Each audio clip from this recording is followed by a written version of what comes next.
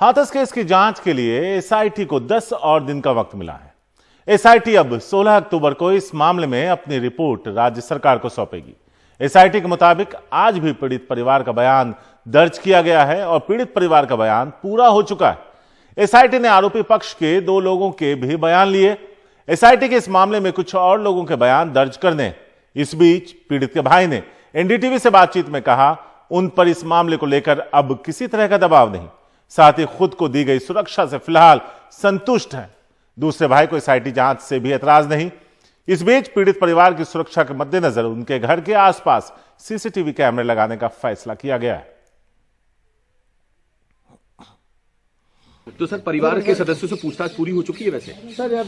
और आरोपियों से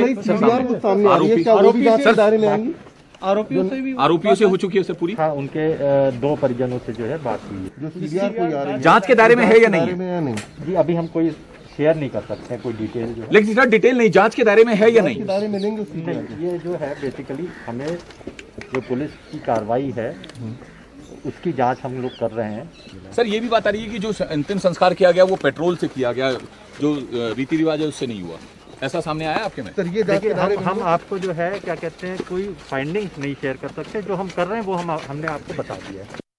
मेरे साथ पीड़िता के भाई हैं, उनसे हम बात करते हैं। एसआईटी आपसे लगातार पूछताछ कर रही है, आज 6वीं बार पूछताछ हुई। क्या कुछ जानकारी आपसे एसआईटी की टीम ले रही है? हाँ, वही जानकारी ले रही है कि आपको कोई दिक्कत नहीं है और कोई दिक्कत हो और कुछ परेशानी हो तो बताना। अच्छा, एक चीज़ और सामने आई है कि आपकी सिस्टर की और जो आरोपी है उसके कुछ मोबाइल के कॉल रिकॉर्ड आए हैं जिसमें ये कहा जा रहा है कि वो बात करती थी। उसके बारे में क्या कहना है आपका? देखिए, ये बताया जा रहा है, पर इस चीज़ की जानकारी हमें नहीं है क्योंकि हमने पता नहीं, क्योंकि घर में देखिए एक ही फ़ोन है कीपैड, वो भी पापा के पास रहता था। और ये जानकारी के लिए हमें इतना पता नहीं है कि बात करती थी या नहीं करती थी। और आरोपी की तरफ से ये बात कही जा रही है। आरोपी ये भी कह रहे हैं कि जो संदीप का नाम ले रही है वो उनके भाई हैं, ऐसा भी कहा जा रहा है। नहीं, वो देखिए, मैं तो जो घटना हुई थी उस टाइम मैं यहाँ पर नहीं था, मैं तो गाजियाबाद में जॉब करता हूँ। मैं जिस टाइम घटना हुई थी मैं उस टाइम ड्यूटी में भी पहुँच चुका था। अच्छा, हाँ। तो अभी तक की जो एसआईटी की जांच हो रही है उससे आप संतुष्ट हैं? हाँ, देखिए संतुष्ट हैं, कर रही है एसआईटी जांच। अच्छा, क्योंकि आप लोग सुप्रीम कोर्ट की निगरानी में जांच की बात कर रहे हैं। जी जी। अब कोई आपके परिवार पर कोई किसी तरह का प्रेशर तो नहीं है, कोई दबाव नहीं बना रहा है? नहीं, अभी तो ऐसा कोई प्रेशर नहीं है, ना ही कोई दबाव। अच्छा, तो आप क्या अभी और क्या मांग करते हैं सरकार से, क्या चाहते हैं आप? मांग देखिए हमारी तो यही है कि इंसाफ चाहिए हमें। सरकार से यही रिक्वेस्ट है और इंसाफ चाहिए। अच्छा जी। किसी तरह कोई प्रेशर नहीं है आप पर? नहीं, अभी कोई प्रेशर नहीं है। जो आपको सुरक्षा मिली उससे आप संतुष्ट हैं? हाँ, सुरक्षा मिली है और संतुष्ट हैं। क्योंकि वो आपके जो भीम आर्मी चीफ आए थे चंद्रशेखर आजाद, वो कह रहे थे कि 22 श्रेणी की सुरक्षा मिली आपको, लेकिन जो भी काफ़ी सारा पुलिस फोर्स आपकी छतों पर भी खड़ा हुआ है, तो उससे आप सेटिस्फाइड हैं? हाँ। अच्छा, ठीक है, थैंक यू। तो ये पीड़िता के भाई हैं, इनका कहना ये है कि अब किसी तरह का कोई दबाव नहीं है, जो सुरक्षा उनको मिली हुई है उससे वो संतुष्ट हैं। और जो पीड़िता के कॉल रिकॉर्ड्स की बात सामने आ रही है, उनका कहना यह है कि इसके बारे में उन्हें कोई जानकारी नहीं है। हाथरस से कैमरामैन पवन कुमार के साथ मैं मुकेश सिंह, एनडीटीवी इंडिया। और मुकेश है हमारे साथ इस बारे में ज्यादा बात करने के लिए। मुकेश, 2 छोटे से सवाल थे। पहला, एसआईटी को जो 10 दिन का वक्त मिला है उसके पीछे की वजह, और दूसरा, परिवार जो पहले खफा था अब कुछ मुतमईन और संतुष्ट नजर आ रहा है, चाहे वो प्रशासन हो या फिर सरकार।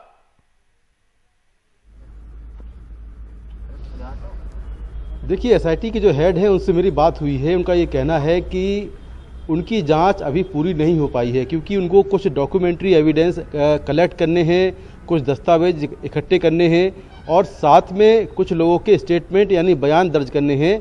इसीलिए उन्होंने सरकार से टाइम मांगा था और सरकार ने एसआईटी को 10 दिन का समय दे दिया है। अब 16 अक्टूबर को एसआईटी अपनी जाँच करके सरकार को सौंप देगी। दूसरी बात यह है कि जो पीड़ित परिवार है, जिस तरह से लगातार इस मामले में कई एंगल सामने आ रहे हैं, उसको लेकर जांच चल रही है। पीड़ित परिवार से आज मैंने काफ़ी डिटेल बात की है, तो जो तमाम उनकी शिकायतें थीं वो लगता है कि अब दूर हो गई हैं। वो अपनी सुरक्षा से संतुष्ट हैं, वो एसआईटी की जांच से भी संतुष्ट नज़र आ रहे हैं। तो कुल मिलाकर ये लगता है कि पीड़ित परिवार अब जो है तमाम तरह की जो उनकी कंप्लेंट्स थी, शिकायतें थीं, वो लगता है कि सरकार से बातचीत करके दूर हो गई हैं और इसीलिए वो संतुष्ट नज़र आ रहे हैं। शुक्रिया मुकेश इस पूरी जानकारी के लिए। तो 10 दिन का वक्त और दिया गया है, 16 अक्टूबर को एसआईटी की रिपोर्ट आएगी। आगे बढ़ते हैं। हाथरस मामले में ही एक नई जानकारी सामने आई है, जिसमें कॉल डिटेल निकलवाने पर पता चला कि पीड़ित लड़की के भाई और मुख्य आरोपी संदीप सिंह के बीच 13 अक्टूबर से मार्च 2020 के बीच करीब 104 बार फोन पर बात हुई, जो करीब 5 घंटे से भी ज्यादा लंबी रही। लड़की के भाई के नंबर से 62 बार और संदीप के नंबर से भाई को 42 बार फोन किया गया। सौरभ शुक्ला है हमारे साथ इस बारे में ज्यादा बात करने के लिए। सौरभ, सवाल यह उठ रहा है कि इतनी बार बातचीत क्या हुई, और दूसरा, दोनों का घर बहुत आसपास है, ऐसे में इतने ज्यादा कॉल्स एक दूसरे के लिए। देखिए शारिक, सबसे बड़ी बात यह है कि ये जो जानकारी है वो यूपी पुलिस के सूत्रों से हमें मिली है। तो यूपी पुलिस के सूत्रों के जरिए ये हमें बताने की कोशिश है कि देखिए, जो अब तक ये एंगल दिया जा रहा है कि ये दलित बनाम ठाकुर है और ये जाति संघर्ष में रेप करके हत्या की गई है, ऐसा नहीं है। दोनों परिवार एक दूसरे को जानते थे और इनके बीच, जैसे कि आप बता रहे थे कि 6 महीने में अक्टूबर से लेकर मार्च तक लगभग 104 कॉल्स हैं। और ये नंबर कहा जा रहा है, जो हमारे सूत्र बता रहे हैं कि जो विक्टिम के भाई के नाम पर रजिस्टर्ड नंबर है वो विक्टिम की जो विक्टिम है वो यूज कर रही थी। तो ये भी हमें बताने की कोशिश की गई है। तो जाहिर सी बात है, यूपी पुलिस की तरफ से एक नैरेटिव दिया जा रहा है कि ये मतलब कहा जाए कि इसलिए लड़की को मार दिया गया कि वो दलित है। तो ये कोशिश यूपी पुलिस की तरफ से ये खबर हमें बता करके देने की कोशिश की जा रही है। तो जाहिर सी बात है, एक गांव है, आसपास घर है और ये तमाम लोग एक दूसरे के बातचीत करते रहते हैं, खेतों में काम करते हैं, तो हो सकता है बातचीत रही हो। लेकिन कहीं ना कहीं ये जो कॉल रिकॉर्ड सामने आए हैं, इससे ये तो बात साफ हो गई है कि दोनों परिवारों में बातचीत थी, अच्छी से बातचीत हो रही थी। कुछ कॉल्स तो ऐसे भी हैं शारिक, जहां पर 20 मिनट से ज्यादा की भी बातचीत है। करीबन 6 से 7 कॉल ऐसे हैं जिसमें 20 मिनट से ज्यादा बातचीत हुई है। तो यानी जो घनिष्ठता थी वो काफी थी। तो फिलहाल तमाम एंगल से जांच हो रही है और पीड़ित के जो भाई हैं उन्होंने कह दिया है कि वो एक फोन था उनके घर पे, तमाम लोग यूज करते थे और उनको संदीप से बात होती थी नहीं होती थी उसके बारे में वो कुछ नहीं कह सकते। तो फिलहाल कॉल डिटेल रिकॉर्ड सामने आने से ये तो साफ हो गया है कि दोनों परिवार एक दूसरे को जानते थे।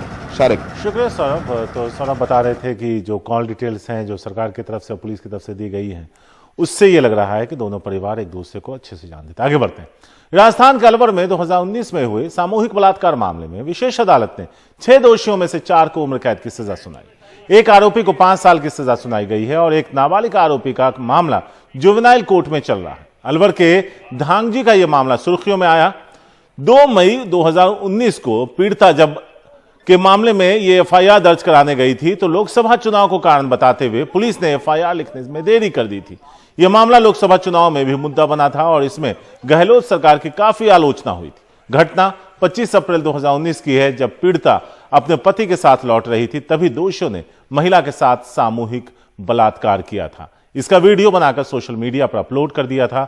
अब जिन आरोपियों को उम्र कैद हुई है, उन्हें यह उम्र कैद टिल डेथ तक के लिए है। वक्त एक छोटे से ब्रेक का है। ब्रेक के बाद बताएंगे, भारत में 1,40,000 करोड़ का ड्रग्स सिंडिकेट है।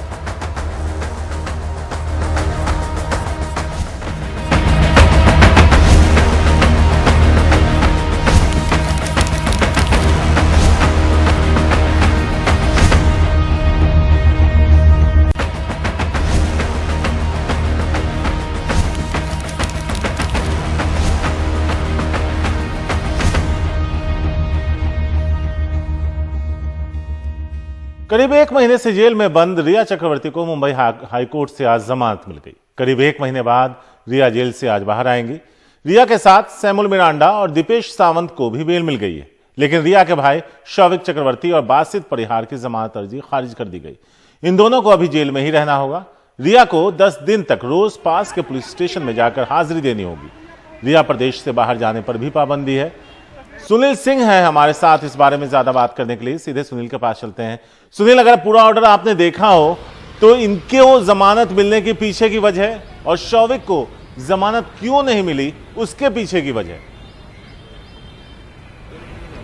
शारिक, अभी तक पूरा ऑर्डर ठीक से हम देख नहीं पाए हैं क्योंकि अभी उसका इंतजार ही चल रहा था। लेकिन इतना जरूर बता सकते हैं कि जो अब तक की जानकारी मिल पाई है उससे साफ है कि भले ही सभी आरोपियों पे 5 जिन्होंने जमानत अर्जी दी थी, जो धाराएं थी लगभग बराबर हैं, लेकिन उसमें जो अदालत ने पर्सन टू पर्सन हम कह सकते हैं केस टू केस चीजों को देखा है, उस पर गौर किया है और जिसका जिस तरह से कम रोल पाया गया है वैसा उन्होंने फैसला सुनाया है।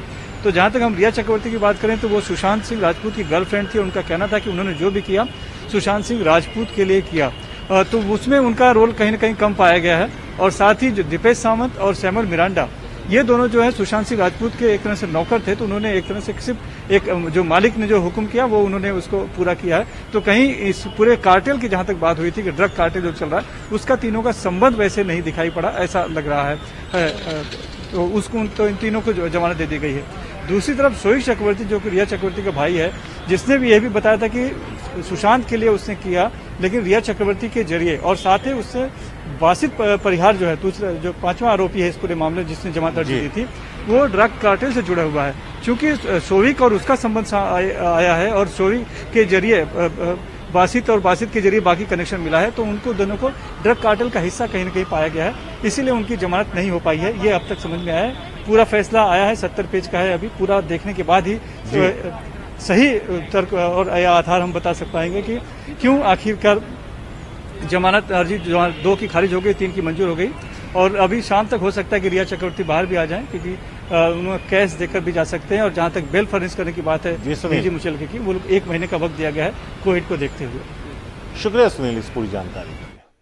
मथुरा में गिरफ्तार केरल के पत्रकार समेत 4 लोगों के खिलाफ राजद्रोह की धारा लगा दी गई है। दिल्ली से हाथरस जाते वक्त हुई थी यह गिरफ्तारी। पुलिस के मुताबिक सभी पीएफआई के सदस्य हैं, माहौल बिगाड़ने जा रहे थे हाथरस। कमाल खान है। कमाल, जब भी इस तरह का कोई मामला सामने आता है तो इस तरह की गिरफ्तारी भी सामने नजर आती है जहां देशद्रोह या राजद्रोह का आरोप लग जाता है। इसमें एक पत्रकार के ऊपर भी लगा है और जिन बाकी लोगों पर लगा है। कितना पुख्ता है यह आरोप, कितनी पुख्ता है पुलिस और सरकार की दलील? देखिए, ऐसा है कि अब अगर सरकार इसको पुलिस जब कोर्ट में साबित करेगी और क्या एविडेंसेस हैं, क्योंकि सरकार ने या पुलिस ने आधिकारिक तौर पे अभी कोई ऐसे सबूत तो सार्वजनिक किए नहीं है जिनसे पता चले कि, लेकिन उनका ये आरोप है कि जो पत्रकार पकड़े गए हैं वो किसी वेबसाइट के जरिए दंगा भड़काने की साजिश कर रहे थे और बाहर से उन्होंने फंड रेज किए हैं और ये फंड जो है आतंकवादी गतिविधियों के लिए इस्तेमाल किया जाना था। लेकिन जो केरल वर्किंग जर्नलिस्ट फेडरेशन है उसमें वो सुप्रीम कोर्ट चला गया है और उसका कहना है कि पत्रकार को फर्जी केस में फंसाने की कोशिश की जा रही है। उनका कहना है कि पहले भी किसी ने उनको पीएफआई का एजेंट होने का आरोप लगाया था, उनके ऊपर उन्होंने केस कर रखा है और इस बात के कोई सबूत नहीं है कि वो किसी तरह की टेरर एक्टिविटीज में शामिल हैं। तो अब सुप्रीम कोर्ट इसके ऊपर कोई फैसला लेगा और दूसरा जब सरकार कोई एविडेंसेस पेश करती है तब ये पता चलेगा कि क्या वाकई ये लोग इस तरह की किसी चीज में इन्वॉल्व थे, क्योंकि उनका कहना है कि वो कवरेज करने के लिए हाथरस जा रहे थे और उनका इस तरह की किसी गतिविधि से कोई संबंध नहीं है। शुक्रिया कमाल। अब आगे ही पता चलेगा कि सरकार जो कह रही है वो सच है या फिर मुद्दे से ध्यान हटाने और भटकाने के लिए इन लोगों की गिरफ्तारी हुई है। आगे बढ़ते हैं। एनसीबी नशे के कारोबार और इससे जुड़े लोगों पर बड़े पैमाने पर शिकंजा कसने की तैयारी कर रहा है। एनसीबी की जांच के दायरे में देश में चल रहे 142 ड्रग्स सिंडिकेट हैं। इनके जरिए देश में करीब 140 लाख करोड़ का 1,40,000 करोड़ का कारोबार होता है। बताया जा रहा है कि करीब 20 लाख लोग नशे का सेवन करते हैं, जिन पर भी कार्रवाई की जाएगी। पूरे देश में एनसीबी की चल रही जांच में यह बात सामने आई है। इन सिंडिकेट में से 25 हरियाणा, हिमाचल और पंजाब में एक्टिव हैं। 9 सिंडिकेट राजस्थान और बाकी महाराष्ट्र, गोवा में एक्टिव हैं। बताया जा रहा है कि इसके तार पश्चिमी Europe, Canada, America, Australia, south America और पश्चिमी एशिया के साथ जुड़े हैं। इसका संबंध अफगानिस्तान के तालिबान और पाकिस्तान के आईएसआई से भी बताया जा रहा है। भारत में हेरोइन की सबसे ज्यादा तस्करी भारत पाकिस्तान सीमा और पंजाब और जम्मू कश्मीर से होती है, जहां से इसे देश के दूसरे राज्यों में भेजा जाता है। तो आज के शो में इतना ही। नमस्कार।